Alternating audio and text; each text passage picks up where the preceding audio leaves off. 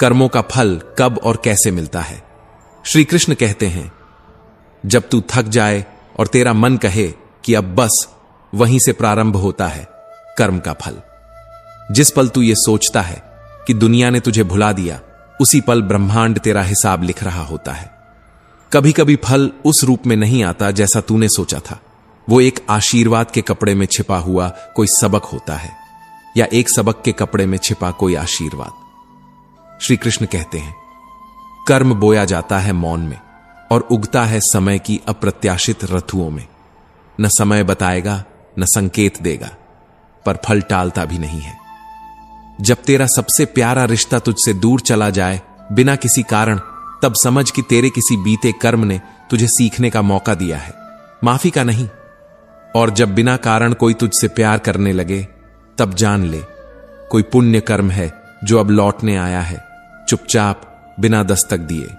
कर्म का फल समय पर नहीं, समझ पर आता है। प्रत्येक आंसू जो तूने दूसरों के कारण गिराया, वह गिन लिया गया है, और हर मुस्कान जो तूने बिना कारण बांटी, वो भी अब रास्ते में है। कर्मों का फल कब और कैसे मिलता है। श्री कृष्ण कहते हैं, कभी किसी के लिए नीरव रातों में रोया गया तू, आज किसी के लिए सुबह की पहली प्रार्थना है। यही है कर्म का रहस्य। गीता के अनुसार जब पाप का समय आता है, तब पुण्य मौन हो जाता है, परंतु मौन कभी न्याय से अधिक नहीं होता, केवल देर करता है। क्योंकि फल की गति को समय नहीं टाल सकता, और भाग्य की रचना करने वाला कोई और नहीं, स्वयं तू है। जो कर्म कर रहा है वही भाग्य बुन रहा है। भगवान को दोष देना सबसे आसान है, परंतु सबसे बड़ा छल स्वयं के साथ यही होता है। आज जो तू रो रहा है, हो सकता है वो किसी और के आंसू थे जो तूने कभी देखे ही नहीं। कर्म को निष्काम कहने से वो निष्काम नहीं हो जाता जब तक तू उसे ईश्वर को समर्पित नहीं करता। हर भाव, हर विचार, हर इच्छा, ये भी कर्म है, और इन्हीं का फल सबसे गहरा होता है। पाप तुरंत नहीं रोता, वो तब तक सोता है जब तक तेरा पुण्य जागता रहता है, और जब पुण्य की थकान बढ़ जाती है, तब पाप बोल पड़ता है, अब मैं फल दूंगा, अब तू भोगेगा। यदि तू सोचता है कि तूने छिपकर कुछ कर लिया, तो जान ले, ईश्वर का न्याय छिपा नहीं करता, वो प्रतीक्षा करता है। वो प्रतीक्षा जो तेरी बुद्धि को भी भ्रम में डाल दे। सोचकर किया गया कर्म पश्चाताप की रेखा मिटा सकता है, परंतु बिना सोचे किया गया कर्म कई जन्मों तक तुझे उन्हीं रेखाओं के नीचे रुला सकता है। कर्म का फल निश्चित है, लेकिन उसका समय रहस्यमय है, क्योंकि ईश्वर की घड़ी में ना जल्दी है ना देर, वो सिर्फ न्याय है। इससे पहले कि हम इस विषय को गहराई से समझें, आपसे अनुरोध है कि इस वीडियो को अंत तक देखें। यदि आपको हमारा यह प्रयास पसंद आए तो वीडियो को लाइक करें और नीचे कमेंट में जय श्री राधे कृष्ण अवश्य लिखें। साथ ही अगर आपने हमारे चैनल को अभी तक सब्सक्राइब नहीं किया है तो अभी सब्सक्राइब करें और बेल आइकॉन जरूर दबाएं, ताकि हमारी हर नई प्रेरणादायक वीडियो सबसे पहले आप तक पहुंचे। श्री कृष्ण कहते हैं, कर्म बुरा हो या अच्छा, वह लौटता है तेरे पास, तेरे भीतर, तेरे ही जीवन में। अगर आज तू समझ जाए कि हर क्रिया एक चक्र है जो लौट कर आएगा, तो शायद तू कल किसी को चोट पहुंचाने से पहले एक बार खुद को देखे। श्री कृष्ण ने गीता में कहा, कर्म कर पर फल की चिंता मत कर। पर क्या तू समझा कि यह अनुमति है किसी भी कर्म की? नहीं, यह चेतावनी है कि तू अगर फल की चिंता नहीं करेगा तो भी फल तेरी चिंता करेगा, क्योंकि भगवान ने हर कर्म का परिणाम उसके भीतर ही रख दिया है। ईश्वर न्याय करता है, पर चुपचाप, धैर्य से, गहराई में। जो आज चुप है वो कल तूफान बन सकता है। अतः सोच और सोच फिर कर्म कर, क्योंकि सोचकर किया गया कर्म ही वास्तव में कर्म योग बनता है। कर्म यदि ईश्वर को अर्पित नहीं तो वो तुझे बांधता है, परंतु यदि वही कर्म तू ईश्वर को समर्पित कर दे तो वह तुझे मोक्ष के द्वार तक पहुंचा सकता है। तू क्या करेगा, बांधने वाला कर्म या मुक्त करने वाला कर्म? जो बंधन से जन्मता है वो पुनर्जन्म में उलझता है, पर जो ईश्वर के लिए होता है वो मोक्ष की ओर जाता है। जो तू कर रहा है वही तेरे भविष्य की नींव है, और नींव गहरी हो या खोखली, उसकी जिम्मेदारी किसी और की नहीं।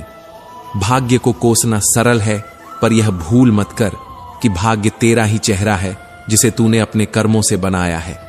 आज दुख है तो शायद कल तूने किसी और के सुख को चुराया था। प्रभु की दृष्टि में कोई क्षण व्यर्थ नहीं जाता, हर मुस्कान, हर आंसू गिन लिया जाता है। तू चाहे कितनी भी योजनाएं बना ले, अगर तेरे कर्म गंदे हैं तो तेरे भाग्य की किताब में उजाला नहीं लिखा जा सकता। जब पुण्य समाप्त होने लगते हैं तभी पाप की बारी आती है, और जब पाप की बारी आती है तब व्यक्ति को अपने ही कर्मों की परछाइयां निगलने लगती हैं। जो अभी तुम्हारे जीवन में दुहक है वह अचानक नहीं आया, वो तो तुम्हारी ही बनाई हुई छाया है, किसी भूल की, किसी अनदेखी की, किसी उस समय की जब तुम सोच सकते थे पर तुमने सोचा नहीं। कर्म करने से कोई नहीं बचा, जो नहीं करता वह भी कर रहा होता है। मौन भी कर्म है, त्याग भी कर्म है, और असंवेदनशीलता भी। हंसकर सहोगे तो दुख तब बन जाएगा, रोकर सहोगे तो वही दुख तुम्हें तोड़ देगा। क्योंकि जीवन में जो भी आ रहा है वह तुमसे पूछकर नहीं आया, वह तो तुम्हारी आत्मा के द्वारा बहुत पहले तय किया गया था। भीष्म पितामह बोले, मैंने 73 जन्मों तक ध्यान लगाया, कोई पाप नहीं दिखा, फिर ये बाणों की शैया क्यों? श्री कृष्ण मुस्कुराए, 73 नहीं 74वें जन्म तक देखो। तब तुम किशोर थे, वन में गए थे, एक टिड्डी के शरीर में कांटा चुभा दिया था, बिना कारण, बिना दया। वही कांटा समय बनकर बाणों में बदल गया। तब भीष्म की आंखें बंद हो गईं, पर अब पीड़ा में नहीं, प्रज्ञा में। धृतराष्ट्र बोले, मैंने क्या अपराध किया जो अपने 100 पुत्रों का शोक भोग रहा हूं? श्री कृष्ण ने अपने योग बल से उन्हें दिखाया, तुम एक राजा थे, स्वाद में अंधे हो गए थे। तुम्हारे रसोइये ने हंस के 100 बच्चों का मांस बनाया, तुमने बिना विचारे खा लिया, पुत्रवत प्राणियों को खा लिया। अब उन 100 बच्चों के शोक को भोगने की बारी आई है, और तुम अंधे हो गए क्योंकि तुमने देखा नहीं, सोचा नहीं, जाना नहीं। पुण्य ने 100 जन्म तक रोका, पर जब पाप की घड़ी आई तो वह 100 पुत्रों की मृत्यु बनकर आया। जो किया वही मिलेगा। यह कोई धमकी नहीं, यह चेतावनी भी नहीं, यह तो केवल न्याय है, तुम्हारे ही द्वारा, तुम्हारे लिए रचा गया, ताकि तुम सीख सको। फिर दुष्कर्म क्यों, जब हर कर्म का फल अनिवार्य है, जब हर भावना भविष्य बनती है, जब हर सोच जीवन को आकार देती है। कभी सत्संग से दंड कम हो सकता है, कभी प्रभु की कृपा प्रसाद बनकर उतरती है, पर फल टलते नहीं, केवल रूप बदलते हैं। तुम सोचते हो कोई देख नहीं रहा, पर भीतर बैठा चेतन साक्षी सब जानता है। तुम अपनी आत्मा से छिप नहीं सकते। जब तुम कर्म करते हो तो वह भविष्य का बीज बन जाता है। जिस दिन वह फलता है तब तुम्हें लगता है यह क्यों हुआ, और तब जवाब मिलता है यह तो तुमने ही बोया था। यह न्याय का खेल नहीं, यह आत्मा की यात्रा है। हर जन्म एक पड़ाव है, हर पीड़ा एक शिक्षक, हर क्षण एक दर्पण। और यह स्क्रिप्ट, यह अंत नहीं है, क्योंकि न तुम रुके हो, न तुम्हारे कर्म, न उनकी प्रतिध्वनि। शब्द रुक सकते हैं पर कर्मों की गति नहीं। तब समाप्त हो सकता है पर फल की प्रतीक्षा नहीं। प्रार्थना मौन हो सकती है पर उसका असर अनंत है। इसलिए मुस्कुराओ जब पीड़ा आए। समझो कि अब वो बीज फूट रहा है जिसे तुमने किसी भूले हुए पल में बोया था। जो छूट जाएगा उसी से मोह रखते हो, जो साथ जाने वाला नहीं है उसके लिए दिन रात रोते हो। क्या यही कमाई थी जिसके लिए आत्मा भी बेच दी, और अंत में वो भी हाथ नहीं आया? सोचो, साथ में क्या लाए थे और क्या लेकर जाओगे? वो आदमी की नफरत, घमंड और अज्ञान था, जो रोज एक नई परत में उसके भाग्य की रेखाओं पर चिपकता चला गया। और जब वो भाग्य अंततः भगवान की अदालत में पहुंचा तो उस आदमी को प्रसाद में वही मिला जो उसने दूसरों को दिया था। प्रभु, यह तो गोबर है। हां, और वह वही है जो तूने एक जरूरतमंद को दिया था उस वक्त जब तू दे सकता था, लेकिन देने की जगह तूने उसका आत्मसम्मान छीना। कर्म सिर्फ क्रिया नहीं होती, वो आत्मा पर लिखी एक ऐसी लकीर होती है जो समय के थपेड़ों में भी नहीं मिटती। मैं नहीं खा सकता ये गोबर प्रभु, पर तुझे देना था वही जो तूने किया। और तेरा कर्म किसी भूखे को अपमानित करने का किसी ग्रंथ में नहीं, तेरे भाग्य में लिखा गया है।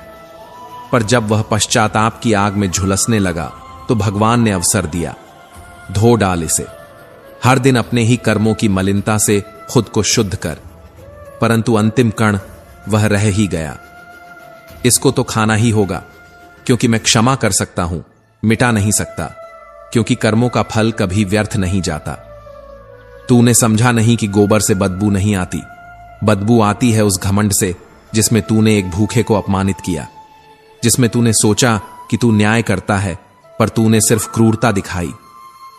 यह जीवन भी एक भिक्षा है, जो दे दिया वो तेरा नहीं, जो बांटा वो ही तुझसे जुड़ा रहा। हर दान, हर व्यवहार, हर अपमान किसी न किसी को नहीं, तेरे भाग्य को आकार देता है। कभी किसी को कुछ देते वक्त इसलिए सोच समझ कर देना चाहिए, क्योंकि तू जो देगा वो लौटेगा, पर जब लौटेगा तब सिर्फ तेरी जेब नहीं, तेरा संपूर्ण जीवन उसका भार उठाएगा। बोए गए कर्म फल बनकर लौटते हैं, कभी 2 साल में, कभी जन्मों बाद, कभी उसी दरवाजे पर जहां तूने कभी किसी की गरिमा को तोड़ा था। और याद रखो, भगवान केवल दृष्टा हैं, निष्पक्ष गवाह। वो न बदला लेते हैं, न माफी से छुटकारा देते हैं। वे केवल नियम निभाते हैं कि जैसा बीज वैसा फल। तू आज जो कर रहा है वो तेरे कल की भूख या तृप्ति बन जाएगा। इसलिए जब भी किसी को देखो, उसकी आत्मा की भूख को पहचानो। उसके हाथ में मत देखो, उसके हृदय को समझो। एक छोटे से गांव में, जहां हरियाली और सादगी का मेल था, एक किसान अपने परिवार के साथ रहता था। यह परिवार न केवल अपने खेतों में मेहनत करता था, बल्कि अपने दिलों में प्रेम और करुणा का दीपक भी जलाए रखता था। उनके घर में हर सुबह सूरज की किरणों के साथ साथ भक्ति और सेवा की गंगा बहती थी। वे एक संत महात्मा की सेवा में दिन रात समर्पित रहते थे। संत के उपदेश उनके लिए जीवन का आधार थे, जिन्हें वे न केवल सुनते बल्कि जीते भी थे। जरूरतमंदों की मदद करना, भूखों को भोजन देना और हर उस इंसान के चेहरे पर मुस्कान लाना जिसका जीवन दुखों से भरा हो, यही उनका धर्म था, यही उनकी पूजा थी। परिवार का प्रेम और एक अनुत्तरित प्रश्न। इस परिवार में हर कोई एक दूसरे से गहरे प्रेम और विश्वास से बंधा था। उनके घर में हंसी की गूंज और स्नेह की गर्माहट हमेशा मौजूद रहती थी।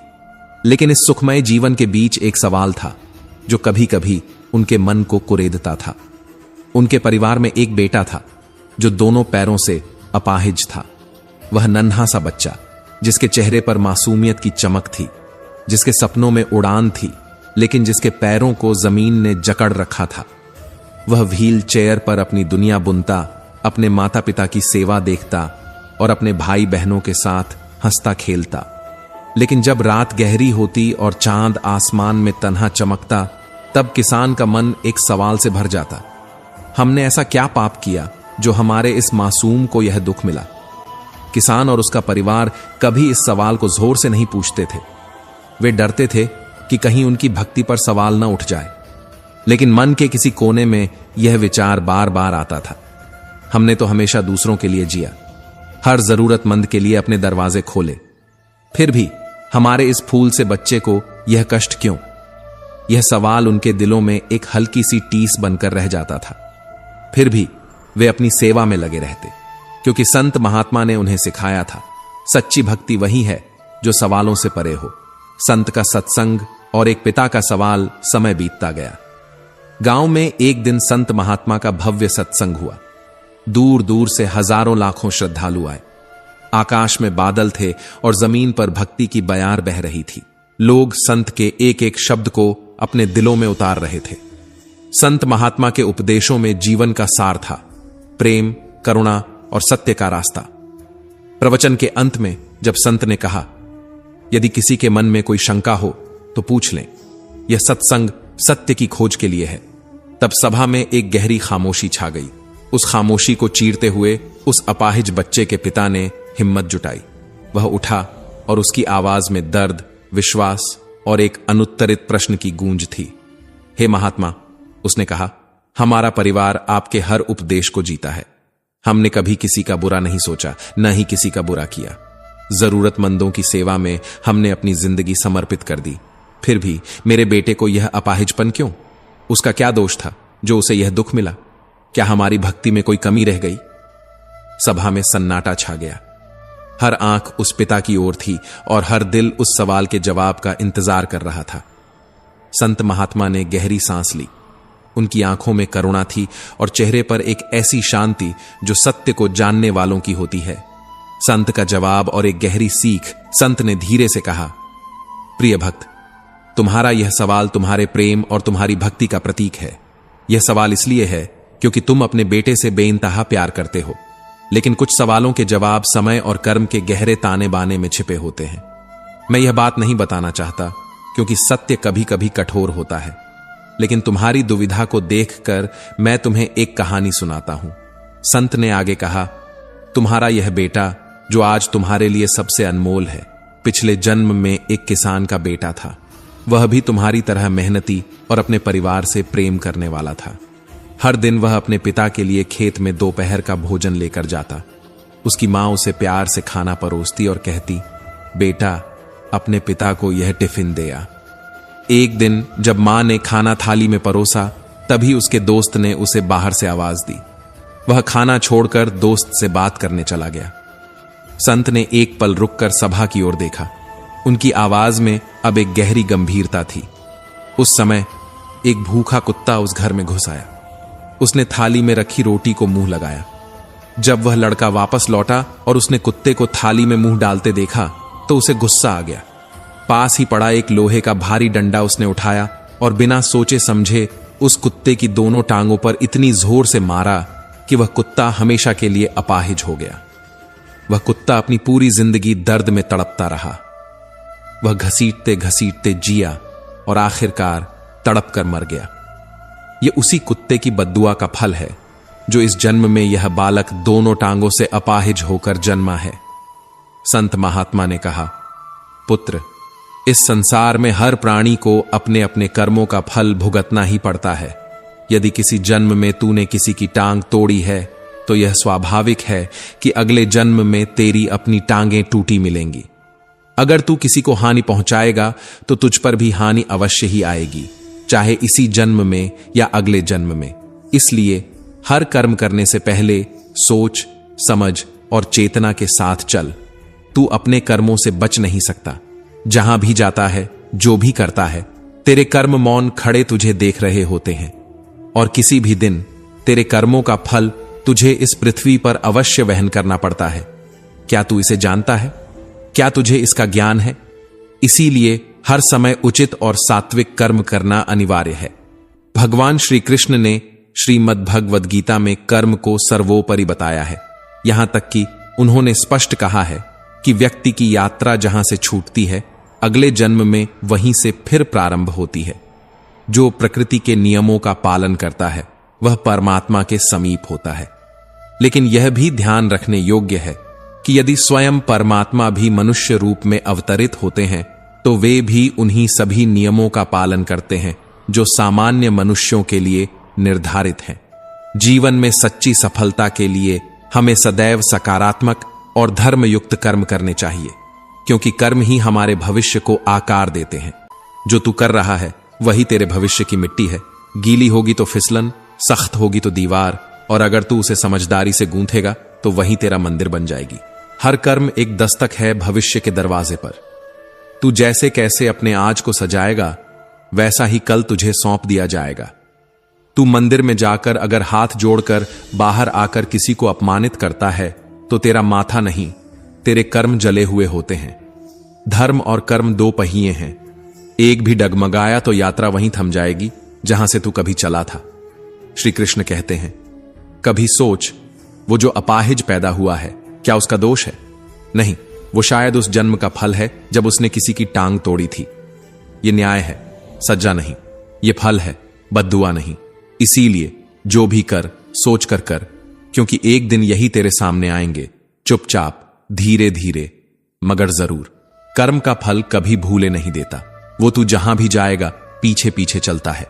तू तेज दौड़ेगा तो वो भी दौड़ेगा, तू छिपेगा तो वो कोने कोने से खोज निकालेगा। जिस दिन तू रुक जाएगा समझ ले तेरा अंत शुरू हो गया, क्योंकि जीवन केवल जीने का नाम नहीं, यह कर्म में लगे रहने का नाम है। रुकना मतलब मिट जाना, थम जाना मतलब खो देना। और अगर तू सोचता है कि तूने अच्छा किया लेकिन तुझे बुरा मिला तो धैर्य रख। कर्म तुरंत नहीं बोलते, वो अवसर की प्रतीक्षा करते हैं। जब वक्त आएगा तो तेरे अच्छे कर्म तुझे वहां पहुंचाएंगे जहां पहुंचने की किसी ने कल्पना भी नहीं की होगी। तेरे कर्म ही तेरा दर्पण है, तेरी आत्मा की पहचान है, तेरे धर्म की छाया है। तू जैसा करेगा वैसा ही देखेगा। यही संसार की सबसे गहरी गूढ़ता है। तू खुद को कितना भी बड़ा समझ ले, लेकिन अगर तेरे कर्म छोटे हैं तो तू अपने आप को खो चुका है। जो तू सोच रहा है वही बन रहा है, जो तू कर रहा है वही लौटेगा। तेरे हर संकल्प की छाया तेरे कर्मों पर पड़ती है। इसीलिए जब तू निर्णय करे तो पहले खुद से पूछ, क्या इसका परिणाम मैं सह सकूंगा? क्योंकि जो तू आज बोएगा कल वही तेरे सामने खड़ा होगा, प्रश्न बनकर उत्तर मांगते हुए। तू दूसरों की गलतियों में समय ना गंवा, तू अपने कर्म सुधार। क्योंकि अगर तू कर्म को भूल जाएगा तो जीवन तुझे ही भूल जाएगा। जो लोग दूसरों को गिराते हैं उन्हें समय सबसे पहले गिरा देता है, और जो दूसरों को उठाते हैं उन्हें समय स्वयं उठाता है। क्या हर कर्म का फल इस जन्म में ही मिलता है, या कभी ऐसा भी होता है कि किसी की हुई भलाई का उत्तर वर्षों बाद किसी अनदेखे मोड़ पर किसी अपरिचित मुस्कान के रूप में लौट आता है? कभी कभी जीवन के उत्तर प्रश्न पूछने से नहीं बल्कि उन्हें महसूस करने से मिलते हैं। जिस क्षण हम किसी भूखे को भोजन दे रहे होते हैं उस क्षण हम अपने भाग्य को सींच रहे होते हैं, बिना ये जाने कि कौन सा बीज कब फल देगा। कर्म एक बीज है और समय उसकी भूमि। आज बोया गया विश्वास कल किसी अनजाने हाथ से फूल बनकर लौटेगा। बचपन की एक प्यास, एक गिलास दूध, और वर्षों बाद एक डॉक्टर की आत्मा से निकला उत्तरदायित्व। एक लड़की का निश्चल सेवा भाव, वो स्वार्थ रहित कर्म जो एक दिन डॉक्टर के रूप में लौटता है, दवा नहीं भावना बनकर। और तब जब लड़की बीमार पड़ी, जब उसकी दुनिया अंधेरी हो चली थी, तो अतीत का वो एक क्षण जो उसने भुला दिया था आज उसके जीवन की सबसे बड़ी आशा बनकर लौटा। बातें सबसे करो, भरोसा सिर्फ खुद पर रखो। मतलब के लिए अगर लोग छोड़ दें तो उसे हार नहीं समझना, क्योंकि ऐसी हार में ही असली जीत छिपी होती है। श्री कृष्ण कहते हैं, इंसान की पहचान कपड़ों से नहीं कर्मों से होती है, वरना दुकान के पुतलों को भी अच्छे कपड़े पहनाए जाते हैं। अगर तुम सही हो तो लोग तुमसे नफरत करेंगे, क्योंकि सच सबको सुनना पसंद नहीं होता। लोग अगर तुम्हारे काम पर हंसते हैं तो घबराना मत, एक दिन वही हंसी तुम्हारे हंसने का कारण बनेगी। अच्छे वक्त में तो सभी अपने होते हैं, बुरे वक्त ही पहचान कराता है कि कौन सच्चा है, कौन दिखावटी। किसी के सीने में दिल नहीं, कैलकुलेटर होता है। वे हाथ मिलाने से पहले ही हिसाब लगा लेते हैं कि उन्हें कितना फायदा होगा। राय उसी से लो जो निस्वार्थ दे, वरना आजकल हर कोई अपना ही सोचता है। इंसान की कदर उसके जाने के बाद होती है। अगर सच्ची तारीफ सुनना चाहते हो तो मरना पड़ेगा, क्योंकि मरने के बाद ही इंसान को महत्व मिलता है। अगर आप दिल से करते हैं तो फिर आलोचना या तारीफ से फर्क नहीं पड़ता। जो काम करो दिल से करो। अंधा आदमी जब आंखों की रोशनी पाता है तो सबसे पहले अपनी छड़ी फेंकता है, वही छड़ी जो उसका सहारा थी। जो बुरे वक्त में साथ देता है, अच्छा वक्त आने पर वही भुला दिया जाता है। जो जोड़ना नहीं जानते वही तोड़ते हैं। हर वक्त रास्ता बदलने से कुछ नहीं होता, कभी खुद को भी बदलना पड़ता है। सब्र का वृक्ष कड़वा होता है लेकिन फल मीठा देता है। कभी मां से पूछा गया, मां कब तक अपने कंधे पर सुलाओगी? मां ने कहा, जब तक लोग मुझे अपने कंधों पर उठा न लें। अगर मेरी तकदीर मेरी मां ने लिखी होती तो शायद उसमें गम न होता। मां जैसी जन्नत और पिता जैसा साया बाजार में नहीं मिलता। पक्षी दाना खाने के लिए 100 बार सिर झुकाता है, पर इंसान 100 बार खाकर भी प्रभु का आभार नहीं करता। मत सुनो दुनिया क्या कहती है, तुम क्या हो, यह तुम्हें खुद जानना चाहिए। अपना दर्द खुद तक रखो। लोगों को बताओगे तो तमाशा बन जाएगा। दूर से रेत का घर भी महल लगता है, करीब जाओ सच्चाई दिखती है। हर कोई नमक लिए घूमता है, हर जख्म सबको मत दिखाओ। श्री कृष्ण कहते हैं, जो जाहिर करना पड़े वह दर्द कैसा, और जो न समझ सके वह हमदर्द कैसा। जो पचता नहीं वो खाना नहीं, जो सुनता नहीं उसे समझाना नहीं, जो डर का स्थान नहीं वहां जाना नहीं। कल की फिक्र में आज की हंसी मत गंवाओ। जो होगा होकर रहेगा। तकदीर में जो लिखा है उसकी फरियाद मत करो। इमली का नाम सुनकर मुंह में पानी आता है तो क्या प्रभु का नाम सुनकर आत्मा में सुकून नहीं आएगा? कुछ पल ईश्वर को याद कर लो, फिर देखो कितना सुकून मिलेगा। संत ने कहा था, नाम भवसागर से पार लगाता है। गोपी ने विश्वास किया। गोपी ने भगवान का नाम लेकर यमुना पार की, जैसे जमीन पर चल रही हो। नाविक की जरूरत ही नहीं पड़ी। संत को निमंत्रण देने गई। संत ने नाविक बुलवाया। गोपी ने कहा, चलिए ऐसे ही पार कर लेते हैं। संत ने कहा, बिना नाव कैसे? गोपी बोली, आप ही ने तो कहा था नाम से भवसागर पार होता है। संत ने देखा, गोपी चल गई यमुना पार। संत ने कदम रखा, डूब गए। गोपी लौटी, हाथ पकड़ा, साथ ले चली। इस बार संत भी पार। संत गिर पड़े गोपी के चरणों में, बोले, तू धन्य है, मैं तो सिर्फ कहता रहा, तुमने तो जी लिया। और यह वही नाम है जो बिना दाम के तुम्हें पार ले जाए। वही नाम जो रोते दिल को भी मुस्कान दे। वही नाम जो भीड़ में भी तन्हाई मिटा दे। जो इस नाम में रम गया, उसे फिर कभी कोई भ्रम नहीं रहा। वो नाम जिसमें अंत नहीं, वो भाव जिसमें सीमा नहीं, और वही जीवन जिसमें यह नाम बस जाए, बस वही मोक्ष है। इसलिए जीवन की समस्याएं सबके सामने न रखो, क्योंकि 80% लोगों को कोई फर्क नहीं पड़ेगा और बाकी 20% बस खुश होंगे कि तुम परेशान हो। कभी किसी को इतनी अहमियत मत दो कि वह तुम्हारी मुस्कान ही छीन ले।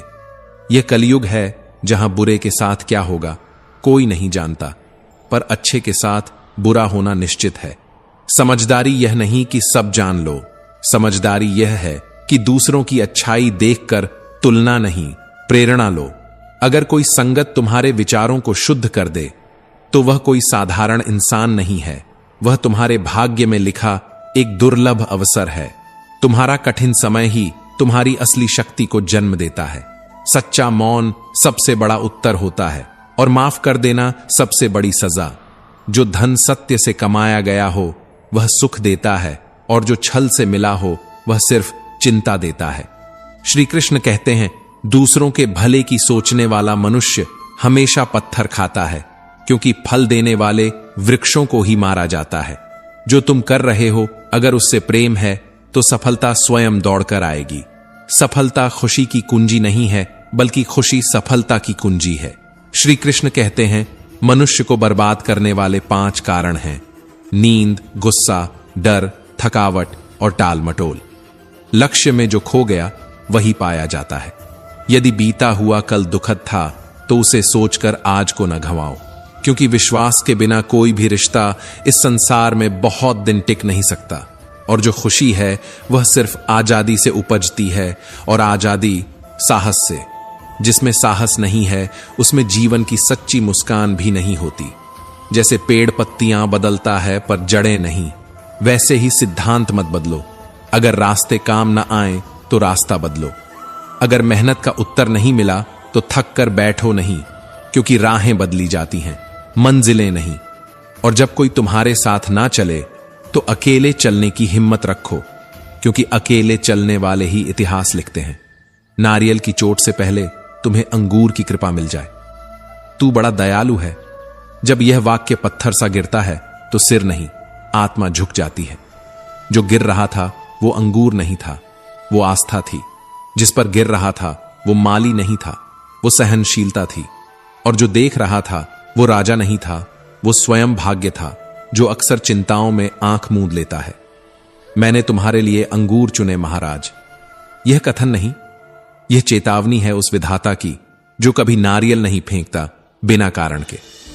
हर बार जब हम सोचते हैं कि हमारे ऊपर कुछ फेंका गया है, वह अंगूर है या नारियल, यह हमारी दृष्टि तय करती है। इसलिए कई बार जब ऊपर से कुछ गिरता है, नीचे सिर नहीं, हृदय झुकाना चाहिए। समय कभी अंगूर देता है, कभी पत्थर, पर उसका उद्देश्य एक ही है, तुम्हें जगाना। जिस तरह नारियल की जगह अंगूर आ जाए, वैसे ही विपत्ति की जगह अवसर आ सकता है, अगर तुम शिकायत नहीं, कृतज्ञता के साथ झेलो। भगवान तू दयालु है, एक वाक्य जो तब जन्म लेता है जब इंसान टूटता नहीं, झुकता है। और फिर एक नई कहानी की शुरुआत होती है, उलझी हुई लेकिन सच्ची। भूल से टूटते हैं शीशे और गलतफहमी से रिश्ते, पर दोनों की मरम्मत में एक ही तत्व लगता है, समझदारी। कभी किसी की खुशी के लिए अपनी मुस्कान गिरवी मत रखना, क्योंकि जो तुम्हें रुला सकता है वो तुम्हारा नहीं हो सकता, चाहे तुम उसके लिए कुछ भी करने को तैयार हो। चेहरे का रंग दोस्ती तय नहीं करता, मन का रंग ही मनुष्य का आईना होता है। वक्त किरदार लिखता है, हम तो सिर्फ संवाद बोलते हैं, पर कभी कभी संवाद भी तीर बन जाते हैं जो सीधा दिल को चीरते हैं। श्री कृष्ण कहते हैं, विश्वास सबसे पहले अपने आप पर करो, क्योंकि जो खुद पर नहीं भरोसा करता वो दूसरों पर भी सिर्फ दिखावा करता है, और दिखावे का अपनापन वक्त आने पर दरारों से चटक उठता है। आज दुख है तो कल की सीख याद रखो, पर आज के पल को मत खो दो बीते हुए कल की चिता में। सफल वही होता है जो लक्ष्य में खुद को खो देता है, जो अपने भावों से बाहर आ जाए, जो दूसरों की विशेषताओं से प्रेरणा ले, न कि ईर्ष्या। क्योंकि यह कलियुग है, यहां अच्छे लोग भी टूटते हैं, बुरों को कुछ नहीं होता। फिर भी तू माफ कर, क्योंकि यह सबसे बड़ी सजा है। तू चुप रह, क्योंकि इससे ऊंचा उत्तर कोई नहीं। कभी मुस्कान मत खोना, भले ही वो झूठी हो, क्योंकि यही तेरा प्रतिकार है उस दुनिया के लिए जो तेरे आंसू नहीं देखती। रिश्ते जिन्हें जितना ज्यादा महत्व दो वो उतना ही गहरा घाव देते हैं, क्योंकि लगाव जब सीमा पार करता है तो दर्द उसकी छाया बन जाता है। अपने राज मत खोलो, क्योंकि 80% लोगों को फर्क नहीं पड़ता और बाकी 20% खुश होते हैं तुम्हारी तकलीफ पर। यह जीवन का अनोखा व्यंग्य है। जिसने तुम्हें गले लगाया था उसी ने तेरे पीठ में खंजर भोंका। जो चुप है वो मजबूर नहीं, शायद समझदार हो गया है। श्री कृष्ण कहते हैं, जो इंसान रोते रोते गुस्से में सच बोल देता है वो झूठा नहीं होता, वो सिर्फ थक चुका होता है। कभी कभी ईश्वर एक माली की चुप्पी में भी पूरी सृष्टि की पुकार छिपा देता है। अंत में कोई अंत नहीं होता, क्योंकि कहानी कभी रुकती नहीं, वो बस पलटती है जैसे पन्ना, ताकि तुम पढ़ो और समझो कि भगवान हर बार नारियल नहीं गिराते, कभी कभी अंगूर भी फेंकते हैं ताकि तुम मुस्कुरा सको। तो दोस्तों, हम उम्मीद करते हैं कि आपको उपदेश और कहानी पसंद आए होंगे। तो मित्रों, आपको यह उपदेश और कहानी अच्छी लगी हो तो वीडियो को लाइक करके अपना चैनल को सब्सक्राइब कर लें और अपने दोस्तों रिश्तेदारों को भी ये ज्ञान भरी वीडियो शेयर कर दो और कमेंट में जय श्री कृष्णा लिख दो।